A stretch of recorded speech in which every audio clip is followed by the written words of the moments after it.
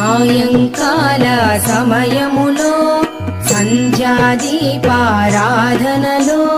వచ్చును తల్లి మహాలక్ష్మి, వచ్చును తల్లి వరలక్ష్మి.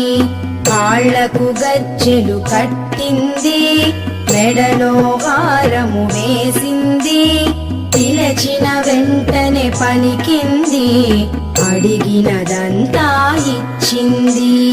సాయంకాల సమయములో సంధ్యాదీపారాధనలో వచ్చును తల్లి మహాలక్ష్మి, వచ్చును తల్లి వరలక్ష్మి.